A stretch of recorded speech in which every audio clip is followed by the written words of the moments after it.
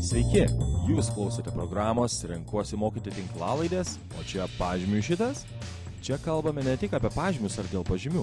Su mokytojais, švietimo ekspertais, Renkuosi mokyti bendruomenę, čia kalbame apie švietimą, ugdymą, patirtis mokyklose ir tikrai ne tik. Apie vaikus, psichologiją, apie tyrimus čia ir svetur. Kviečiame pasinerti į švietimo pasaulį, kuris yra kur kas daugiau nei tik pažymių.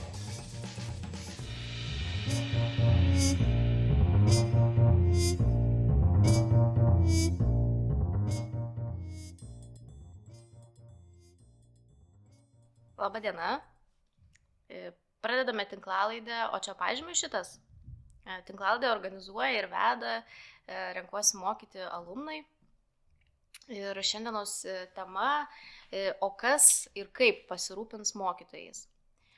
Nors senai jau girdime apie mokytojų trūkumą ir mokytojų psichologinės problemas, didelį krūvį darbo, bet tos temos ypač suaktualėjo dabar ir žiniasklaidoje jos vis tampa labiau matomos. Aišku, mums, kurie dirbam mokyklai, tai tos temos jau senai pažįstamos, bet paskutiniais valstybės kontrolės pateiktais duomenimis trūksta net 1500 mokytojų, bet mes žinom, kad į jų apklausą atsakė tik 50% mokyklų, tai galim įsivaizduoti, kiek iš tikrųjų tų mokytojų trūksta. Tai tyrimai ir apklausos apie tai, kodėl mokytojai palieka savo darbo vietas arba net neina į mokyklą ir nepradeda dirbti mokytojais, tai yra įvairios. Viena iš jų, žinoma, yra atlyginimai, bet tos, kurios jų lemia mokytojų apsisprendimą, tai yra mokytojų patiriamas nuovargis, stresas, sunkumas išlaikyti balansą tarp asmeninio gyvenimo ir patiriamas perdegimas. Tad šioje tinklalaidėje su pašnekovėmis bandysime pakalbėti, kaip reikėtų pasirūpinti mokytojais, galbūt jie patys turėtų savimi pasirūpinti, kur ieškoti tos pagalbos priemonių, kokie sunkumai dažniausiai užklumpa mokytojus. Tai aš esu Laura, Renkuosi mokyti programos alumnė, gimnazijoje dirbau fotografijos mokytoja, 1 metus dirbau pavaduotoja ugdymui, šiuo metu prisijungiau prie Renkuosi mokyti komandos ir su manimi yra 2 Renkuosi mokyti alumnės, tai yra Eglė Stankūnaitė. Sveiki visi, aš esu Eglė, fizikos mokytoja pažinimo medyje, taip pat mokytojų palaikymo rato įkūrėja. Taip, ačiū. Ir Monika Petkevičienė. Tai sveiki, esu psichologė, mokykloje dirbu jau 5 metus, taip pat turiu privačią praktiką ir, kaip jau minėjau, esu Renkuosi mokyti alumnė. Tai dėkoju, kad sutikote pasikalbėti šią sunkia tema. Iš tiesų, pradžioje nepaminėjau, dabar, kai rašinėjame, tai jau 2 savaitės vyksta mokytojų streikas ir visos šitos temos kaip tik dar aktualesnės. Tai pirmas klausimas būtų, su kokiais, toks labiau įsivardinti, kokie tie konkretūs iššūkiai, su kuriais susiduria mokytojai, tie tokie reikšmingiausi galbūt, nes jų labai daug yra, bet tie reikšmingiausi ir patys skaudžiausi tokie mokytojai. Tai net nežinau, gal Eglė galėtų... Tai aš gal labiau galiu dalinti savo asmeninę patirtimį ir tiek, kiek iš kolegų esu girdėjus.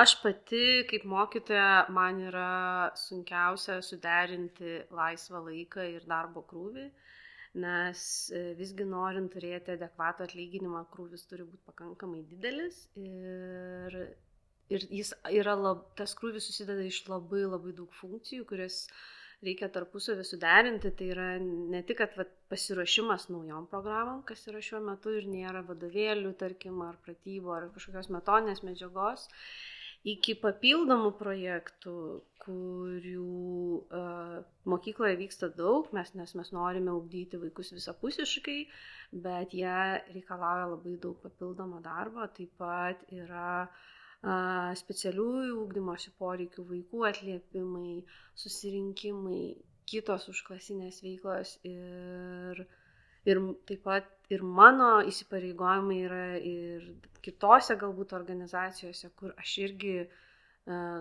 Jos man yra svarbios, kad aš kaip asmenybė turėčiau daugiau vaikam ką parodyti, bet norint viską tą suderinti, tai gaunasi, kad jausmas, jog turi būti vienu metu dviejose vietose. Tai šitas ir tada, kai atrodo tiek daug atiduodi savęs, visgi tas atlyginimas, jisai pakankamai atrodo mažas. Ir nors aš turiu galimybę dirbti privačioje mokykloje, bet privačios mokyklos gal jos gali duoti šiek tiek aukštesnį atlyginimą, bet jos vis tiek yra rinkos sąlygos ir tai nėra kažkoks didžiuliai skirtumai. Ir kartais, kai pakalbu su kitais kolegom, kurie, matau, dirba lygiai tiek pat daug, kiek aš, bet turi 3 kart daugiau ir gali po mokyklos uždarytas duris, tai baigus pamokai ar darbo laikui, ir visiškai savaitgalį apie tai negalvot. Aš šiuo metu savaitgaliais ruošiuosi pamokom, nes yra atnaujintos programos ir nėra visos medžiagos, kurią aš galėčiau padaryti. Tai tas gali labai stipriai demotyvuoti ir kartais nusvirti rankos.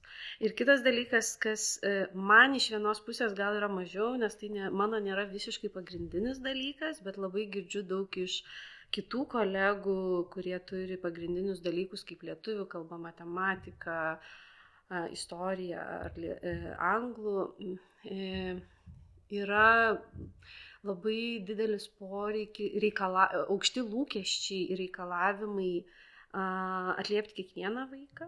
Ir iš tėvų, iš administracijos gali būti, iš aplinkos ir jie jaučia didžiulę atsakomybę, bet kartais sąlygos yra labai sudėtingos, kai klasėje yra vaikai, aš pati turiu irgi klasėje vaikų, kur 9 yra mokinys, kuris atitinka 5 ir 9, kuris gali 12 lygių mokytis ir kiekvieną jį atliepti, sužiūrėti, paruošti egzaminui, nors galbūt jam kito egzamino toli kaip iki mėnulio, bet tėvai nori, vaikas nori ir kaip kartais jausmas būna dramblį pro raktą skylutę.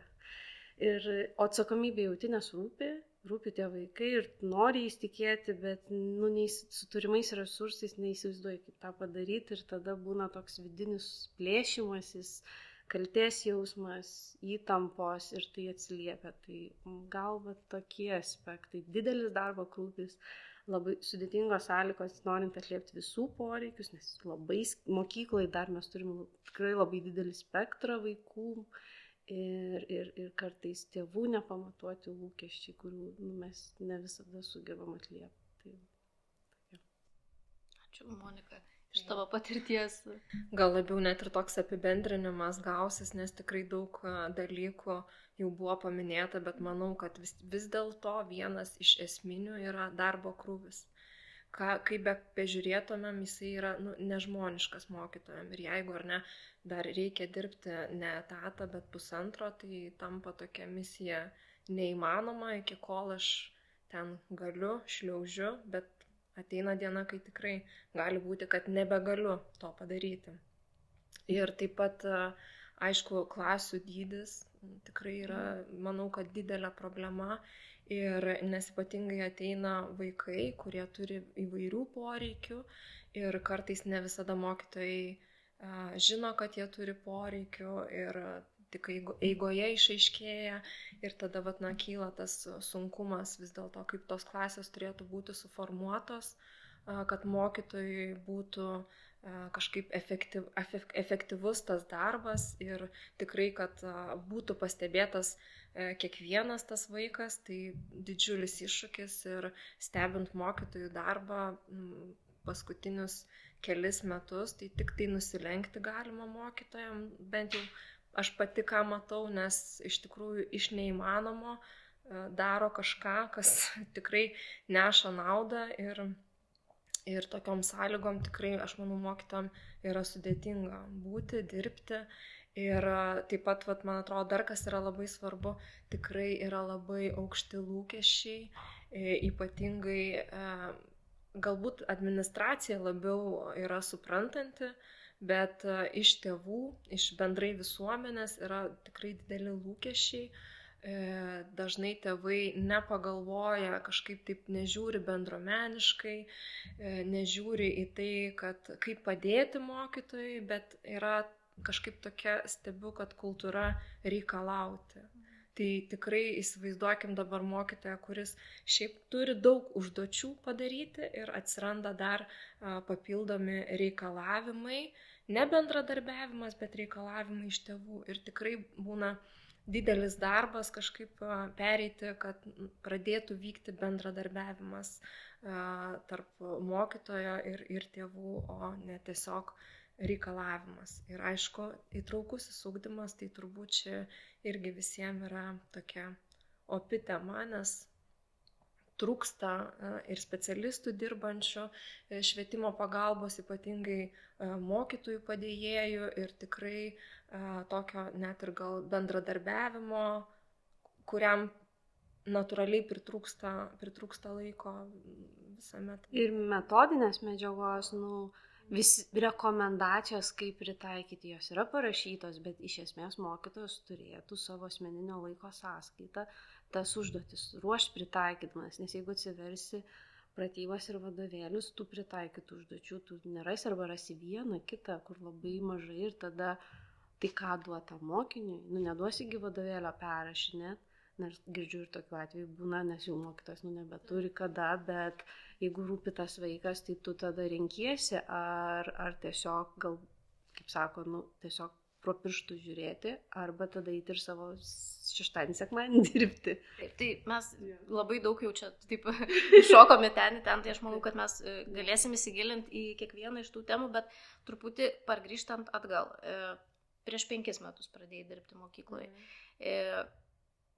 Apie mokytojo pradžią, kaip profesijos pradžią. Tai aš kažkur nesenai išgirdau tokį labai, labai gerai įformintą apibrėžimą, kad viena iš tų profesijų, kai tu ateini ir tu iškart gauni 100% krūvį. Nes dažnai mes, kai pakeičiam darbą, ateinam kažkokią, tai tau duoda įsivažiuoti, tave apmoko po truputį, tu turi laiko, ten office ar ne, ten su kažko pasikalbėti, aš čia parodysiu. Jeigu tu mokytojas, nuo rugsėjo 1 tu gauni pilną krūvį, tiek pamokų, kiek tu turėsi, tas pačias klases, tu gauni viską iš karto. Ir didelė dalis mokytojų, tų pradėjusių, net laiko, greitai meta darbą, nežinau, mažinasi krūvį, savo atveju aš mažinausi pamokų skaičių. Tai gal tiek iš savo patirties, tiek irgi apie tą pradėjimą ir ar, mano nuomonė, tai yra pagrindinė priežastis, bet gal kažką dar.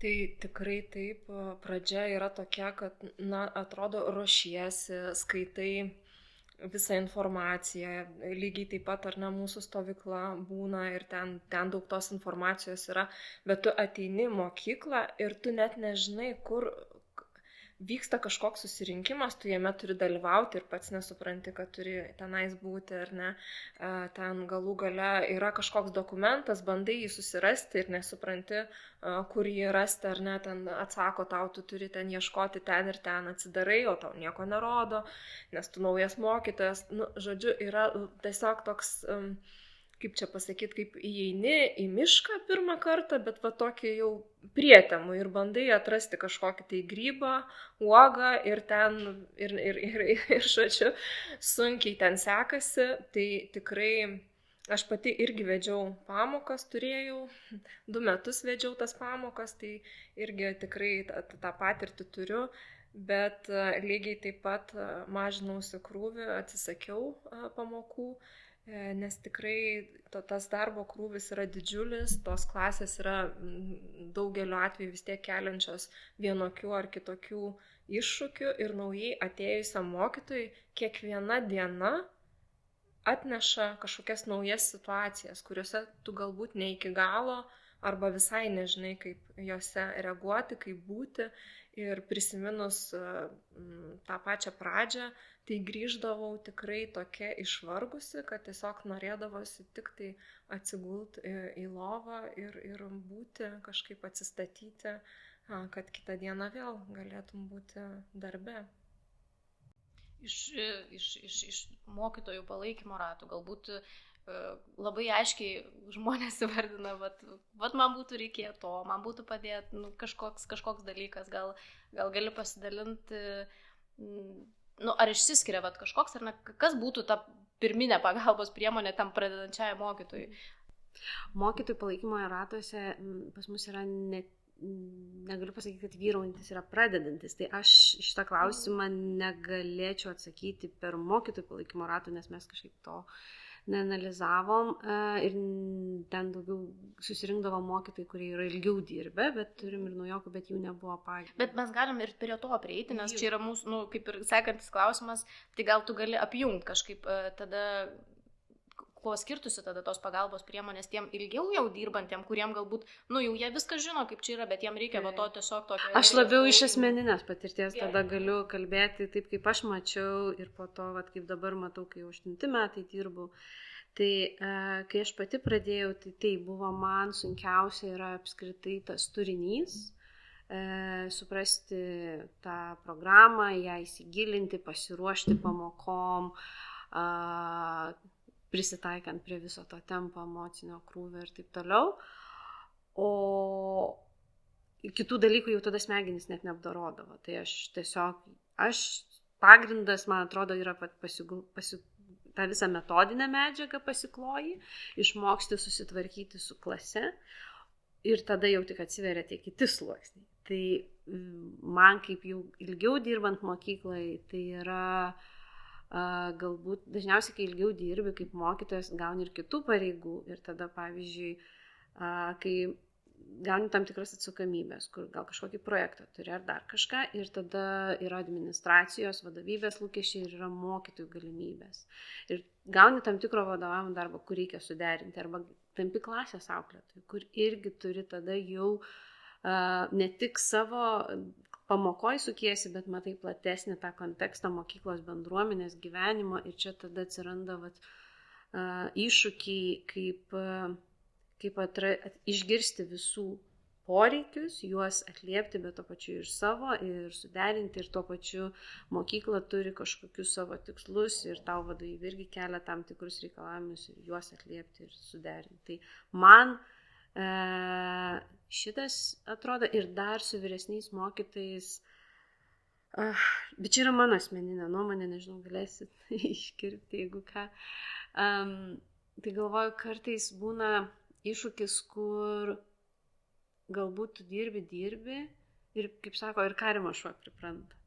Ir atrodo, taip, nėra kažkas labai gerai, bet ir nėra. Ir staiga nueini į kitą mokyklą ir išgirsti kitų patirtį. Ir čia ratuose, kas kartais atsitinka ir tu supranti, kad taip negali būti. Ir tada ko slysta iš po žemės ir ką daryti su tuo. Tai čia gali būti galbūt ilgiau dirbančių mokytojų iššūkiai, kur supranta, kad taip kaip yra jau nebegali būti, bet dirbai tiek metų, o ką toliau daryti nežinai, bet su tuo būti irgi nebegali. Tai čia tokie gal mano pastebėjimai. Jeigu galiu, ar ne, įsiterpti apie tuos naujai ateinančius mokytojus, tai irgi gal savo asmeninę patirtim pasidalinsiu, kad dirbdama psichologija visada pagalvodavau, kad galbūt visai norėčiau nueiti pabandyti dirbti mokykloje, kažkaip tame tą prasme mačiau ir labai žinojau, kad ten nėra lengva ir ieškojau būdų iš karto, kaip į tą mokyklą, nes galėjau eiti, mano išsilavinimas man leidžia dirbti mokykloje, bet aš ieškojau būdų, kur gaučiau paramą, nes man buvo svarbu, kad kažkas palaikytų, nes vis dėlto, aišku, ir galbūt ir ta specifika, kad psichologas vienas dažniausiai mokykloje būna.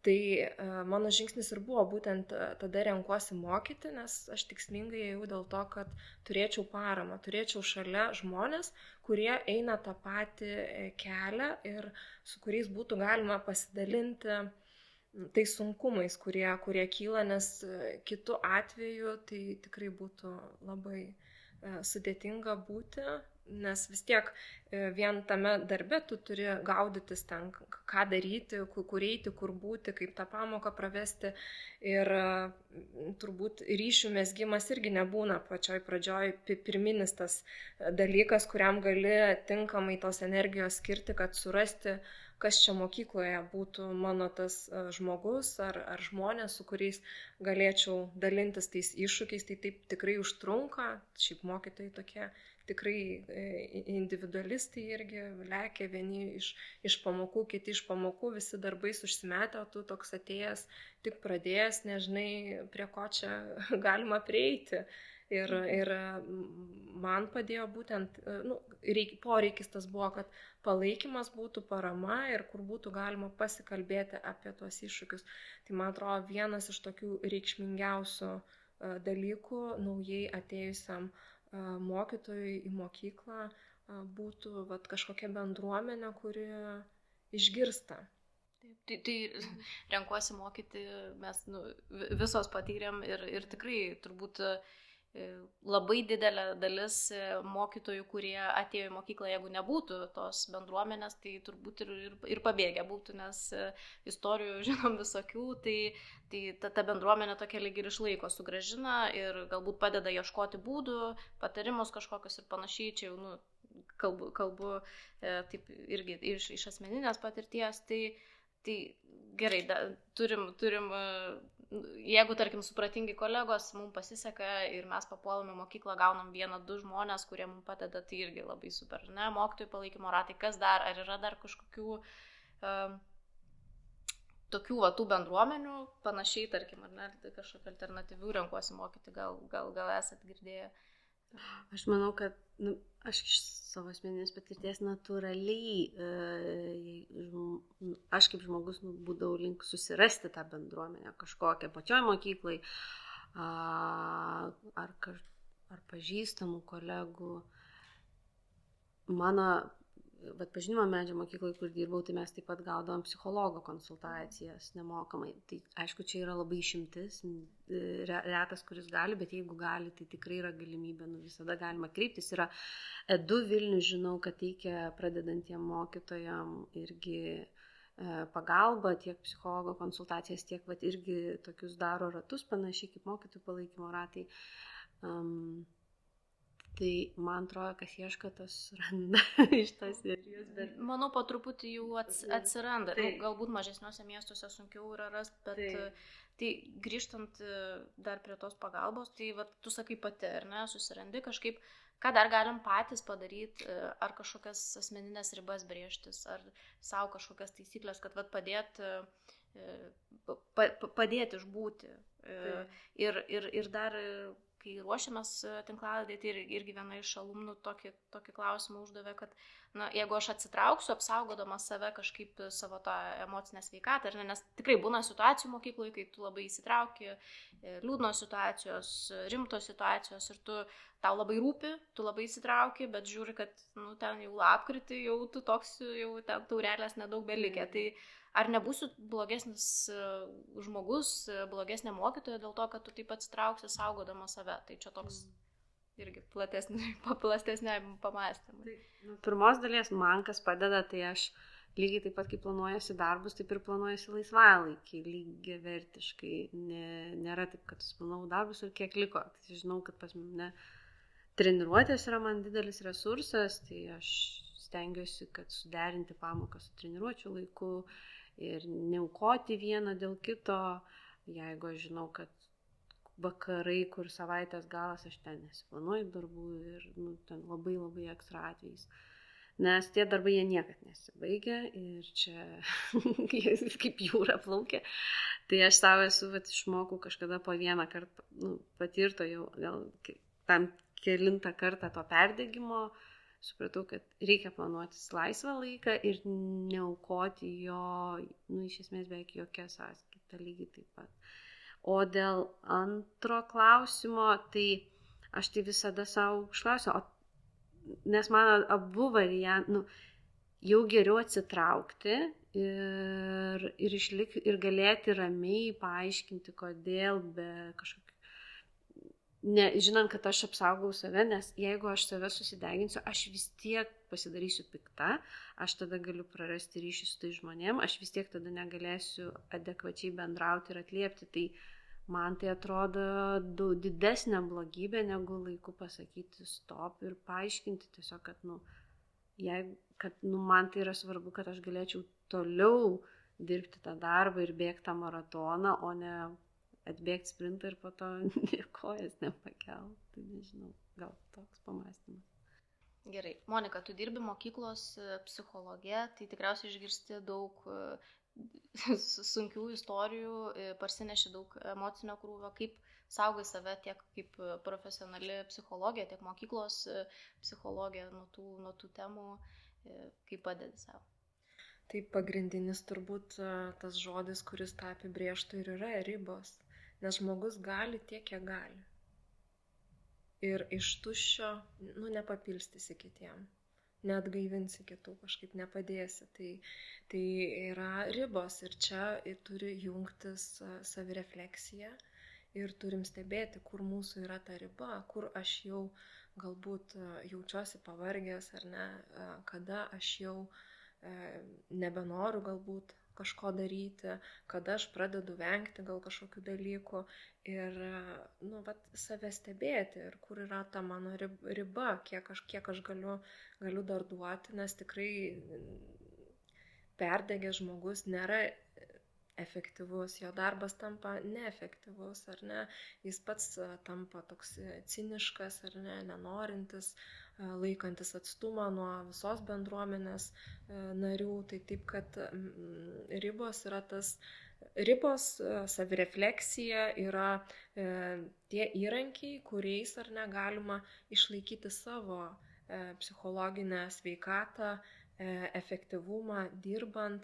nes čia jau net turbūt diskutuoti nereikia, kad tyrimai rodo, kad pavargusios smegenys jos ir kūrybiškų sprendimų nebeatranda, ar ne, kad žmogui yra reikalingas poilsis, yra reikalingas nuobodulys galų gale, patinginiavimas, kaip kiti mėgsta ar nesakyti, jis yra būtinas mums tam, kad galėtumėm kūrybiškai, efektyviai dirbti. Tai čia viena ta dalis, ar ne, tai per savirefleksiją, bet kartais pradžioje gali būti sunku ir tikrai tenka kalbėtis apie tai, kad kartais reikia ir kad kažkas iš šono žmogui, ar ne, padėtų susidėlioti kažkokias ribas, ar ne, galų gale darbo laiko ribas, nes visi žinom, kad mokytojai gali dirbti bet kiek ir bet kada.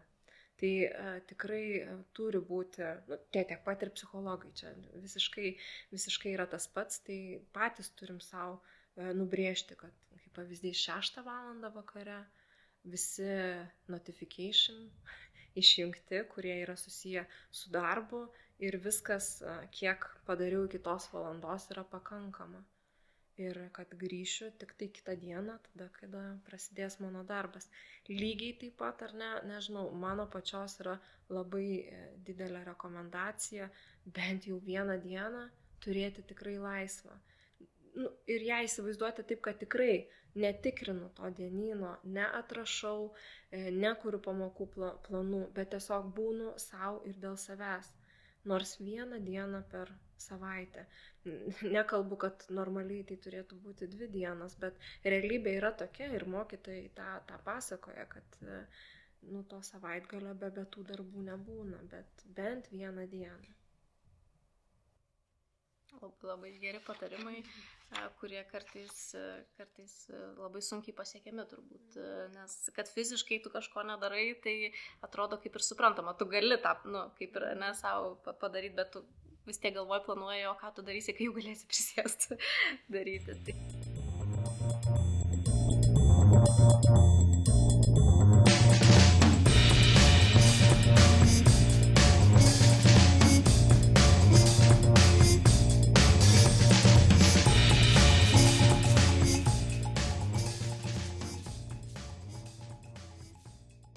Taip, tai trumpai priminsiu apie mūsų tinklalaidės temą, tai mes kalbam apie tai, kas ir kaip pasirūpins mokytojais. Mano pašnekovės yra Eglė Stankūnaitė ir Monika Petkevičienė. Gerai, pradėjom ir tęskim toliau apie sunkesnės temas.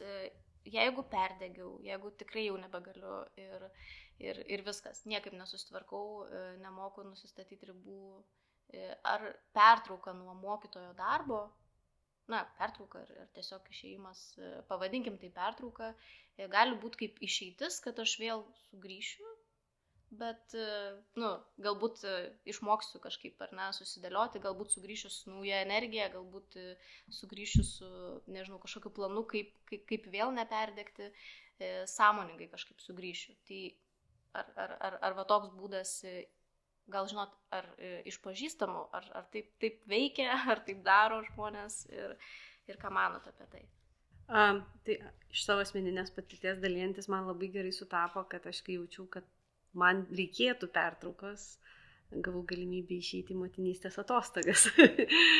Tai nesijaučiau kalta, bet tuo pačiu jaučiau, kad supratau, kad tikrai man reikia tos pertraukos, jinai buvo labai laiku ir vietoj.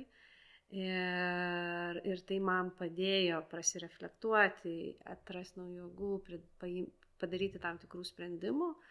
Ir aš jaučiau skirtumą po tos pertraukos savo darbe, kokybei ir savijautai.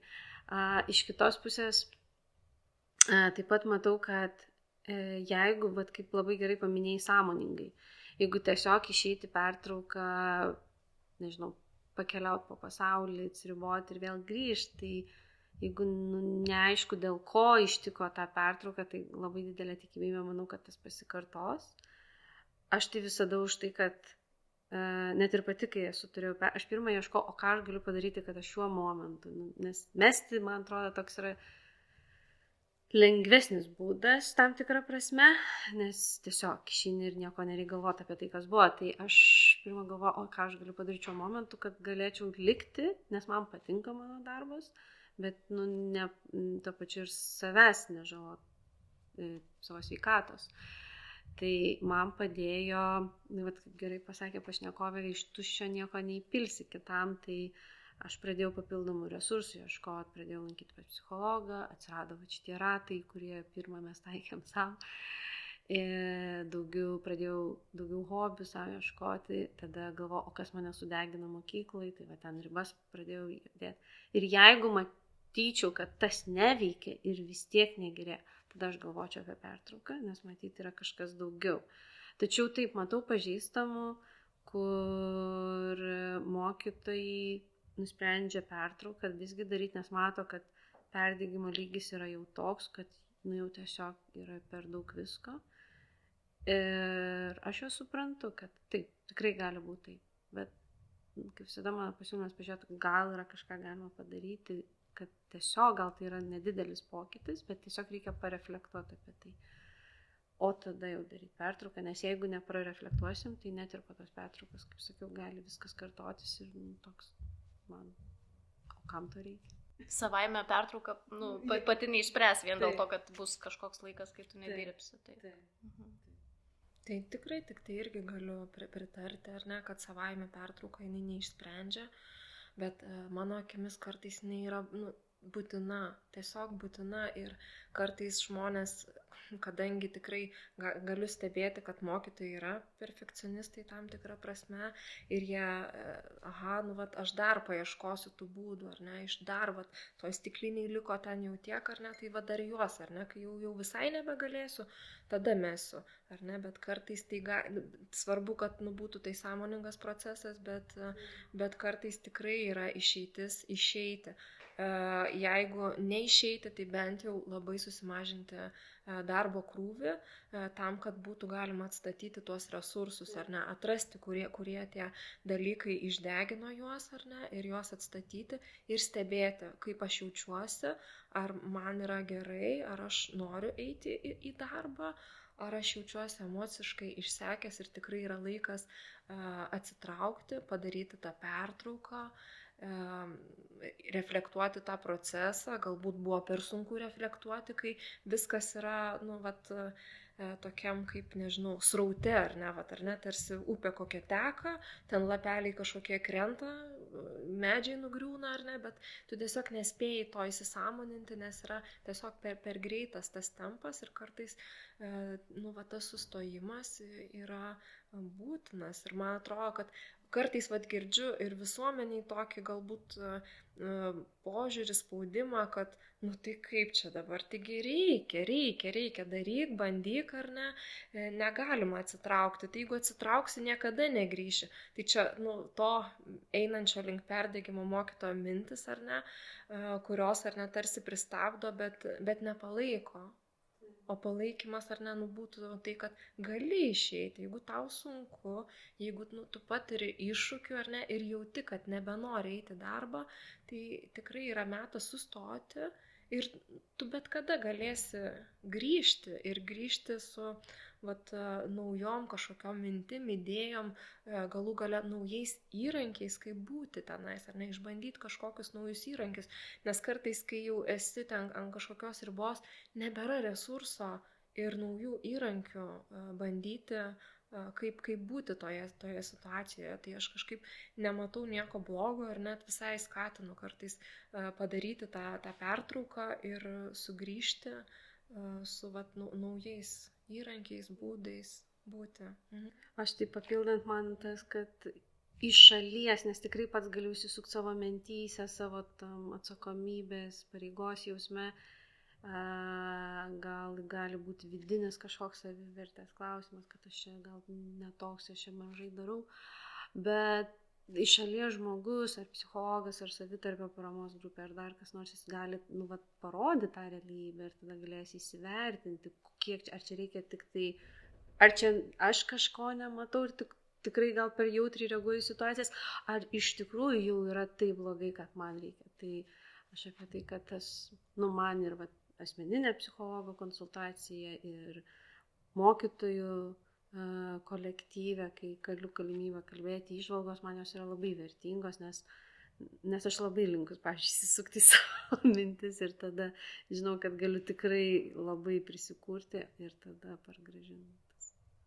Ir tikrai dar papildant, ar ne, tas nuolat patiriamas stresas, ar ne, mokytojas nuolat patiria stresą ir jeigu, ar ne, kažkaip jo nevaldo to streso, neatranda įrankių, kaip būti tose situacijose, tai tas stresas, ar ne, palaipsniui ir veda, nes greitai niekas neateina prie perdegimo. Čia yra laipsniškas toks procesas, kur po truputį ir jeigu nėra įjungta ta savirefleksija, kas čia vyksta su manim, kaip aš jaučiuosi, nėra įsisąmoninamas tos emocijos, situacijos, tai tada ir neateina tie įrankiai, kaip valdyti tą stresą ir kaip būti toje situacijoje.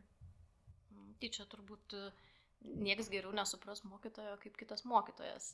Kartais atrodo taip, nes mes mokytojai individualistai, taip, kiekvienas ten sako, aš savo klasę užsidarau ir jau galiu daryti, ką noriu, bet iš tiesų tai visi eina per tą patį ir dar grįžtant prie tos pertraukos, ar net irgi, jeigu tu padarai pertrauką, tu grįžti, mes turim prabangą, kad mūsų trūksta, tai tikrai mes rasim vietą kažkur, kur grįžti, ypač dalykininkai, mokytojai.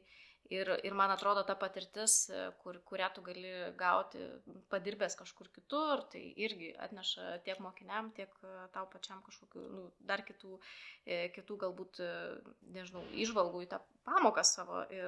Bet grįžtant prie mokytojos mokytojui, tai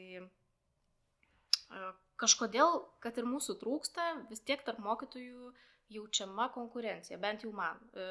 Taip atrodo, tiek klausant, tiek pačiai pabus mokykloje, nors atrodo ir tie dalykai skiriasi, ir visiškai pobūdis galbūt skiriasi, ir asmenybės, ir viskas, bet vis tiek kažkoks konkurencinis tas neišnyksta. Tai galbūt ką mokytojai vieni kitiem, jeigu nekalbant apie renkuosi mokyti bendruomenės, bet vienoj mokykloje kolegos, nes juk kolega irgi gali tau iš šono pasakyti, žiūrėk, tu jau atrodai pavargęs, perdegęs, gal kažką daryk, tai kaip tas santykis tarp mokytojui, kiek jis galėtų būti naudingas ir kiek neišnaudojamės jo kaip tokio resurso, kas tikrai galėtų, atrodo, būti tas draugystės mokykloje, nes kolektyvai dideli labai. Aš galiu pasidalinti to, kad pirmas dalykas, man atrodo, labai priklauso nuo mokyklos kūriamos kultūros. Ir viskas, man atrodo, ateina iš viršaus. Jeigu mokykloje yra kūriamas lygiavertis santykis, atsiranda pasitikėjimas, pirmiausiai turi būti iš administracijos, tada persiduoda kolektyvui. Ir tada tikrai mokytojas gali būti mokytojas. Ir aš savo mokyklose, kuriuose aš daugumą dirbau ir mano renkuosi mokyti mokyklą ir dabartinę pažinimo medžio mokyklą, aš gavau prabangą pajusti lygiaverčio santykio tą vertę, kur aš jausdavau saugiai, galėdama administracijai pasiguosti, prašydama pagalbos ar išreikšdama kažkokią kritiką konstruktyvę ir kiek man tai duodavo ir saugumo, ir resursų. Ir kolegų, aš galėdavau žinojimas, kad aš galiu nueiti pas kažką, galiu paprašyti pagalbos, tas labai man stiprindavo. Ir turėjau patirti būti mokykloje, kur palyginus, kiek žinau, su kitom valstybėm tikrai nebuvo blogai, bet pajutau tą kitą skirtumą. Ir aš grįždavau su skaudančia galva po tom dienom, kai dirbdavau tom mokyklai, nors nieko neįvykdavo. Bet būdavo kažkokia įtampa, kuri visą laiką tam buvo, dėl to, kad aš jaučiau, kad aš negaliu nueiti saugiai pasakyti, nes aš žinau, kad gali būti apkalbėta, tai gali būti atsukta prieš mane. Aš negaliu išreikšti konstruktyvios kritikos, nes tada ant manęs užsisės, taip sakant, ir aš žinau, kad man reikės dirbti ir aš nenoriu to, nes bus dar sunkiau. Ir tai kaupėsi ir tada, Tai tikrai manau, kad gali kolegai padėti mokyklos viduje, bet tam reikia kultūros. Ir didžioji daly mokyklų, man atrodo, tos kultūros, arba bent jau dalį mokyklų tos kultūros gali nebūti. Ir čia jau yra vadovo atsakomybė, nes kultūra visgi kuria nuo vadovo ateina ir tai yra labai didelis ir sunkus darbas. Ir aš iš dalies mes suprantu vadovus, kad jiem irgi yra daug iššūkių ir gali būti sunku. Bet jeigu mes norim, kad kažkas iš to keistųsi, reikia tai investuoti. Ir kalbant apie mokytojų palaikymo ratus, tai ten ir yra mūsų stiprybė tame, kad ten susirenka mokytojai iš skirtingų mokyklų. Tai tas sukuria šiek tiek daugiau saugesnės erdvės ir, kaip sakei, mokytoja geriausia gali suprasti. Ir aš, ką iš praeitų metų programos išsinešu, tai daugiausiai girdėta pasikartojantį žodį bendrystė.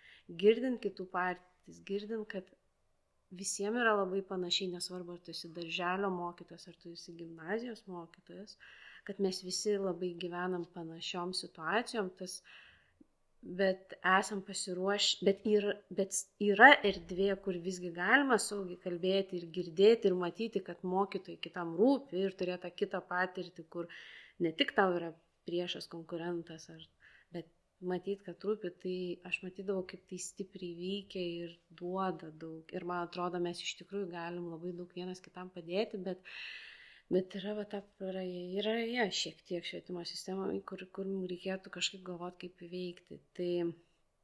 Tai šiais metais mes pradėjom vadovų grupę daryti, kur tikimės parodyti tą, nes man atrodo, dirbant su mokyklų vadovais apie empatinį bendravimą NVC, šičia galėtų atsirasti kažkoks pokytis tame.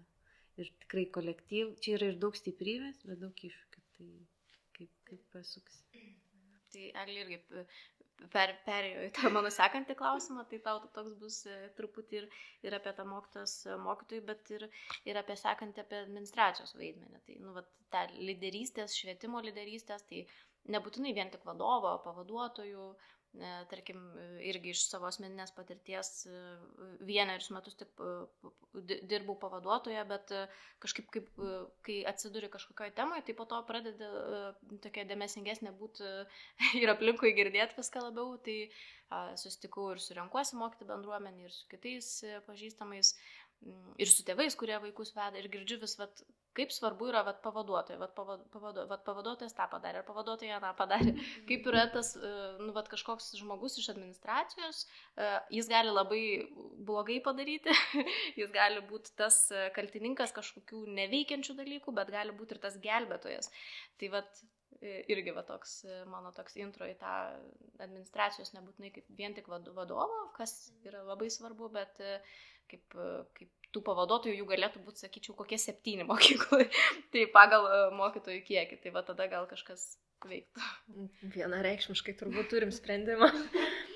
Tai tada, nes noris ir pasakyti, kad tas pats pavaduotojas arba direktorius ar ne, tai jie irgi iš tuščio turbūt nepapilstis ir jų darbo krūviai irgi dažnu atveju yra labai dideli ir tada galima matyti, vis tiek jie tą tarsi perduoda tą savo atmosferą ir kitiem mokytojam ir jeigu jie įsielektrinę, tai ir mokytojai jau vaikšto kažkaip ar ne, nu čia šiandien tokia diena, gal neįsiu ar ne, ar kažkaip tai vis tiek tas yra momentas, kad patys pavaduotojai, administracija irgi turi pasirūpinti savimi ir irgi lygiai taip pat turbūt irgi brėžti ribas ir tam, kad galėtų kurti tą bendruomenę, nes vis tiek ta bendruomenė yra vienas iš pagrindinių dalykų, nes bendruomeniai, jeigu mes esam bendruomenė, jeigu jaučiam ryšį vieni su kitais, tai galim pasidalinti, galim kartu paieškoti tų sprendimo būdų ir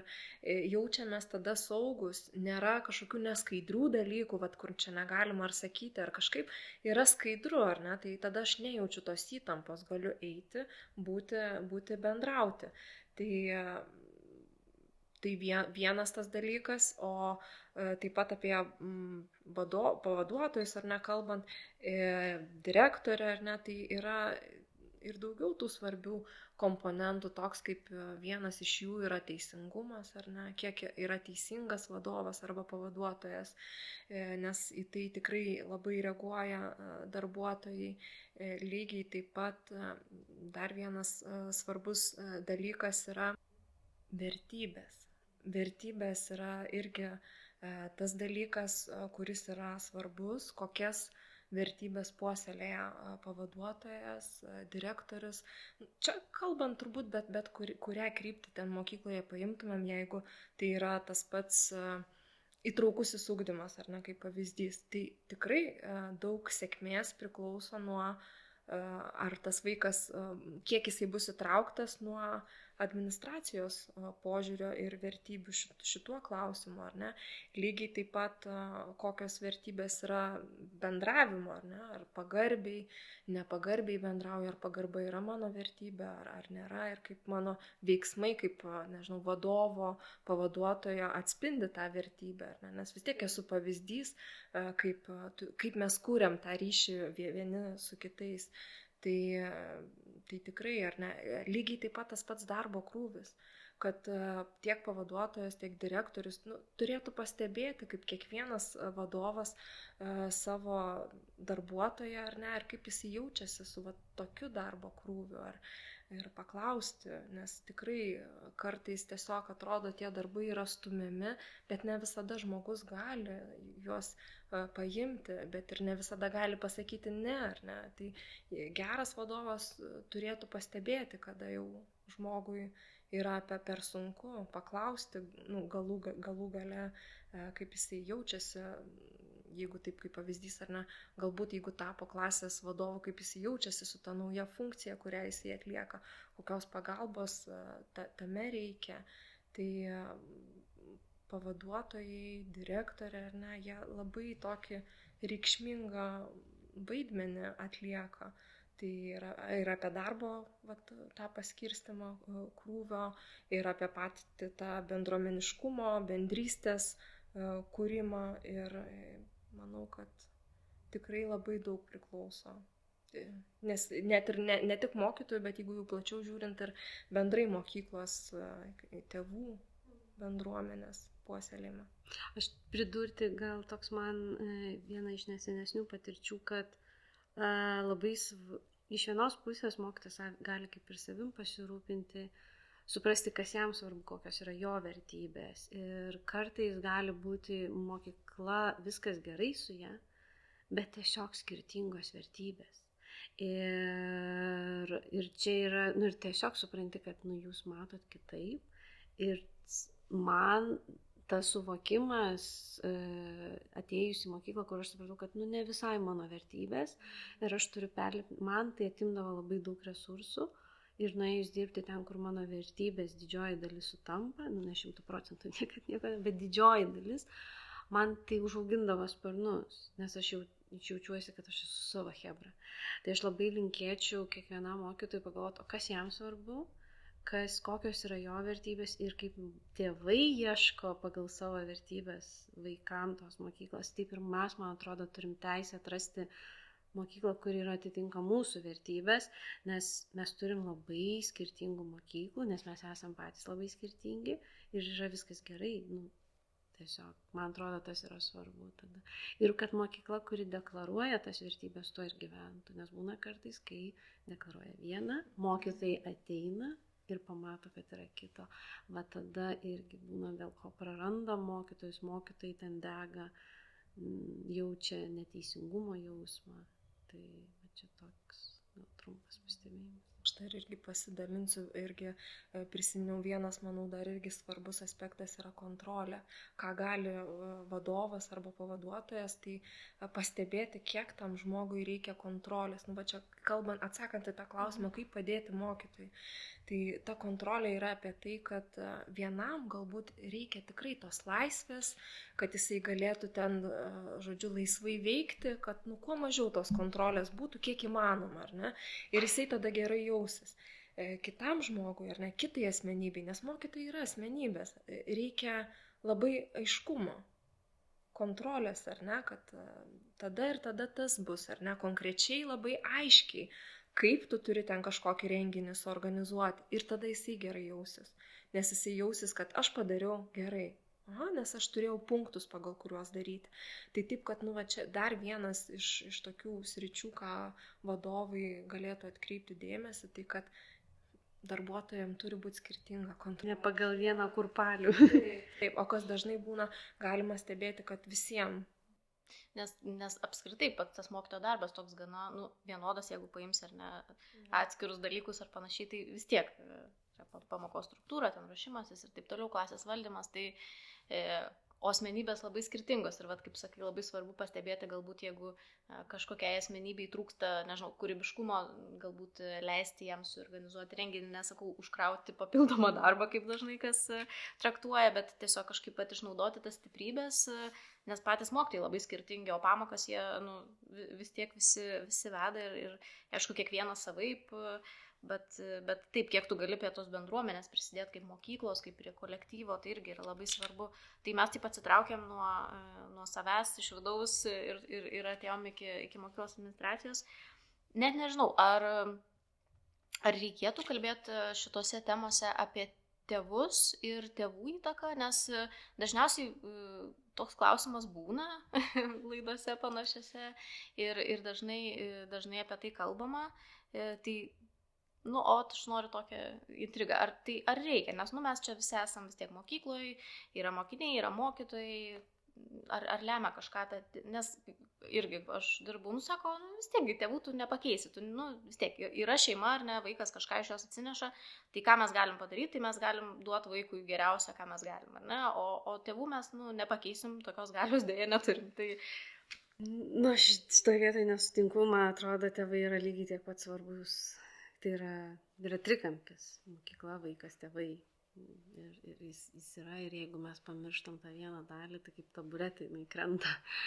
Tai tėvai, jau Monika užsiminė, mes tėvų galim kalbėti apie mokyklos vertybės, nes kaip aš minėjau, kas mokyklai yra svarbu ir apie ką mes gyvenam, nes tėvai turi suprasti, kad jie ir mokyklos nepakeis.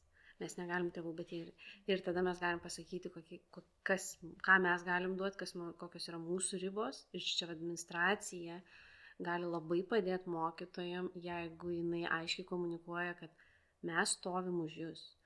Ir aš jaučiu labai didelį saugumą, nes mūsų pavaduotoja, kai yra jautrios situacijos, kartuojam, aš visada stovėsiu už jūs ir kad jūs jauskite saugus, nes yra atveju, kur aš žinau mokyklų, kur stovi už tėvus.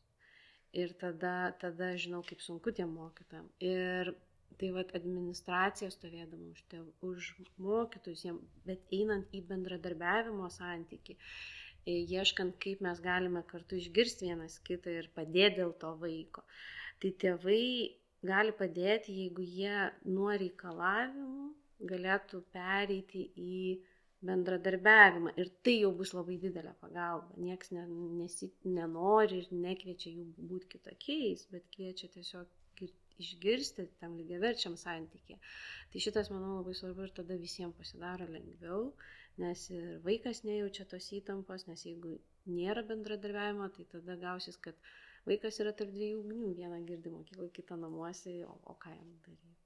Tai čia yra labai svarbu ir tiesiog tėvam irgi suprasti, kad Mokyklos yra skirtingos ir jeigu jie jaučia, kad niekaip nesutampa vertybės, nes, pavyzdžiui, aš savo mokykloje esu mačius tą patirtį, kur tėvai atsisveikina ir tiesiog išeina iš mokyklos, bet dėl to, kad jie suprato, kad tai nėra apie tai, kas jiem yra svarbu. Ir čia nėra nieko blogo tame. Buvo prieš tai daug įtampų, bet dėl to, kad buvo kažkur nesusikalbėjimas ir nesupratimas. Ir kai jie atranda savo mokyklą, jie mato, kaip tam vaikas sužydi, tai visi džiaugiasi. Nes tikslas yra, kad vaikui būtų gerai. Tai tiesiog girdėti, suprasti, kas pačiam svarbu, girdėti kitą, kas jam, ir žiūrėti, ar mes galim susitikti ir padėti. Man atrodo, tas. Tai atlikti tyrimai irgi kalba apie tai, kad jeigu tėvai įsitraukia į mokyklos gyvenimą, į mokyklos bendruomenę, vaikai jaučiasi geriau mokykloje.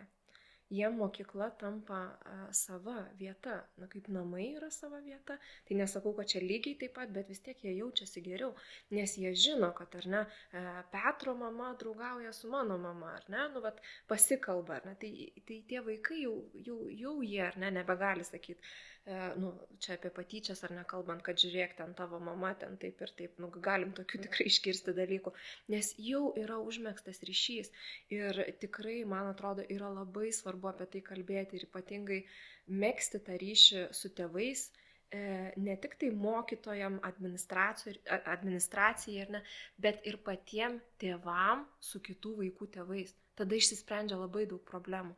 Tik tai nėra lengvas kelias ir tikrai savo mokyklai, kurioje dirbu, tikrai irgi buvę tokių susirinkimų, kai prašėm tėvų, kad jūs pabendraukit visi kartu, pažinkit vienas kitą ir gal tada išsispręs tos problemos, kurios yra, nes vaikai jausis labiau savi mokyklai, labiau savi toj klasiai, nes tėvai jau ar ne kažkaip bendrauja, galbūt kartu nueina kažką pažaisti, nes tikrai aš stebiu, kad to trūksta, negaliu komentuoti apie privačias mokyklas, bet valstybinėse, ypač čia galbūt labiau ne apie pradinės klases, bet galbūt labiau apie vyresnius, atrodo kartais, kad tie vaikai taip ir palikti, išstumti kažkokią mokyklą ateiti ir išeiti. Tai yra viena ta dalis tėvų, kita dalis yra, kurie reikalauja, bet irgi galima juos suprasti, jie iš savo perspektyvos, galbūt kažkokio nesaugumo, nes nežino, nepažįsta, galbūt mokytojų net nėra matę, tiesiog tai yra vardas, pavardė dienynė ir jie jaučiasi nesaugiai. Ir jeigu taip dar irgi iš patirties būna, kad skambini kokio nors vaiko mamai, tarkim rugsėjais ar neprasidėjo, pernai dirbom, skambini paklausti, kaip jūsų rugsėjais, kaip vaikas jaučiasi. Ir tik pakelia ragelį ir sako, ar kažkas nutiko. Tai vėlgi tą požiūrį tėvų atskleidžia, kad jie jaučia daug įtampos ir baimės tame santykėje su mokykla, o užmegzti tą ryšį, kaip ir mokytojam, ar ne, tas ryšys, bendrystė yra svarbus, tai man atrodo taip ir tėvam, nes tada daugiau vieni kitus pažinodami, vis tiek mes geriau jaučiamės, saugiau, kai aš žinau tą mokytoją, žinau savo vaiko klasioką, ne tik vardą ar ten pavardę, ar ne, bet iš tikrųjų žinau, kas jam patinka, žinau, kuris ten žaidžia futbolą, kuris ten gimnastiką lanko, tai yra visai. Čia turbūt, kaip patys tėvai yra linkę domėtis vaikų gyvenimu, tiesiog, ar ne, ką jis patiria mokyklai, kaip jiems sekasi, ir aišku, į paauglystę, tai tas taip mažėja ir tada jau tėvai iš viso nepažįsta vieni kitų ir mokytojų, tai manau, kad tas išspręstų daug reikalų, kad tėvai, kaip sakai, dėtų pastangą į tą vieni su kitais pažinimą. Tai taip, aišku, iš dalies tai yra, tai gaila, kad tai vėl nukrenta ant klasės auklėtojo pečių, kad lygerys čia neorganizuoja ar kažkaip, kai tuo tarpu, tėvai patys turėtų turbūt daugiau dėti pastangų vis dėlto į visus šitus reikalus. Tai va čia ir pagalba mokytojai, kad tėvai patys organizuotų, pakviestų mokytoją sudalyvauti, ar ne, kažkokioj išvykoj. Tai būtų pats puikiausias pavyzdys, kaip padėti mokytojui, kad jis neperdegtų, kad jisai gerai jaustųsi su klase, kad jisai tikrai atiduotų vaikam tą, ką turi geriausio. Tai nežinau, einam į pabaigą ir gal tokie reikėtų pagalvoti apie tą idealią ateitį, kaip galėtų būti. ar yra kažkokių, ar matai prošvaistės Lietuvos švietimo sistemai, bet gal nebūtinai jos iš valdžios kažkokios nuleistos, bet gal iš tų apačių, vat, kaip kyla kažkokios, nežinau, organizuojasi, kokios tendencijos. Aš, pavyzdžiui, trumpai pasakysiu, matau mokytojus, dažniau jaunus mokytojus ir mokytojas, kurie kuria podcastus, Instagram turinį daro, dalinasi savo kurtų turinių kažkokiu, tai irgi toks truputį pajudėjimas iš tų apačių, vat, kad mes esame, darom, dalinimasis to pačiu. Aš manau, kad tai padeda vieni kitiems susipažinti vieni su kitais ir vat, kokių dar gerų požymių tų matom ir kas ateityje mums veiks? Oi, aš labai nemėgstu prognozuoti. Aš gal tiesiog, mano tai to, kad pirmiausia, kas geriausias draugas, tai esi tu pats savo.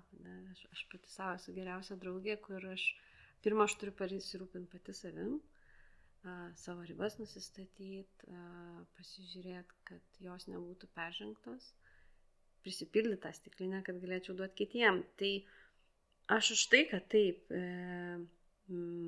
valdžia išgirstų mokytojus, kad būtų atliepti poreikiai, kad mes kaip švietimo organizacija ir kaip mokytojai išsakytume ir siektume to per konstruktyvų dialogą. Bet to pačiu aš ir apie tai, kad galime ir patys savo padėti, ieškodami tų resursų aplinkui, žiūrėdami savo ribas, rūpindamėsi savo laisvalaikiu, kurdami savo bendruomenės. Ir man atrodo, kaip tu sakai, atsiranda tų žiedų, tų iniciatyvų, kurios kyla iš apačios. Ir aš už tai, kad pamatytų, valdžia, kad pamatytų žmonės, kurie turi resursų paremti ir paskatinti tuo. Nes jeigu yra žmonės, kurie daro dalykus patys iš savo iniciatyvos, tai jie jau turi motivaciją. Tai vadinasi, jeigu mes duosim jiem palaikymą, paramą, pagalbą, tai jie jau spręs tą problemą ir tada institucijom reikės tik palaikyti. Ir šitoj vietoj tai norisi tokio pamatymo, o gal mažiau priešiškumo, daugiau įmo į bendradarbiavimą ir pamatymą. Kad nebūtų aš, tu, mes, jūs, bet kad apie tą kartu darbą ir tą palaikymą tokių veiklų. Tai tiek. Aš gal taip labai plačiai pasižiūrėsiu. Man atrodo, tie vykstantis pokyčiai visoje sistemoje ir tie patys streikai, jie vis tiek kažkokį poveikį daro ir kažkokį pokytį neša. Tai prognozuoti galbūt yra sunku, bet galima taip pasvarstyti. Tai visi tie pokyčiai, ar ne, tuo pačiu tai, kad tikrai yra labai plačiai kalbama apie psichologinę sveikatą, apie psichologiją, daugėja tos informacijos, kaip palyginus, tarkim, prieš ten kokių 12 metų nebūdavo beveik tų knygų, ką nusipirkti, paskaityti, kaip padėti savo, kaip laiką valdyti ar kažką. Tai dabar yra didelis proveržis ir tam yra skiriama ir lėšų, ir tikrai yra tų pagalbos būdų ir, nežinau, gal ir nepaminėjau, bet ta pati pedagoginė psichologinė tarnyba atvejų sunkių aptarimus organizuoja, Vilniaus visuomenės sveikatos biuras teikia irgi nemokamas psichologinės konsultacijas. Tai tiesiog turbūt galėtumėm vardinti ir vardinti. Tiesiog mokytojams reikia įprasti rūpintis savimi. Tai šiuo paskutiniu sakiniu galim turbūt ir pabaigti. Taip, tai aš tai irgi iš tikrųjų išsinešu iš Eglės tai tą laisvalaikio planavimą, kas man labai patiko, kad planuoti laisvalaikį, kas yra labai svarbu iš tiesų ir mokytojai prasti rūpinti savimi. Tai ačiū Jums labai. Klausėme tinklalaidės O čia pažymių šitas ir mano pašnekovės buvo Eglė Stankūnaitė ir Monika Petkevičienė. Laidą vedžiau aš, Laura Kvecė. Ačiū Jums.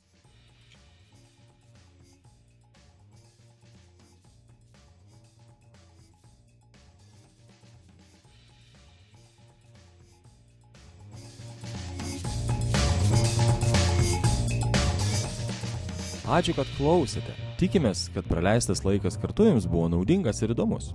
Kviečiame susipažinti su programa Renkuosi mokyti ir pasekti ją Facebook ir Instagram socialiniuose tinkluose.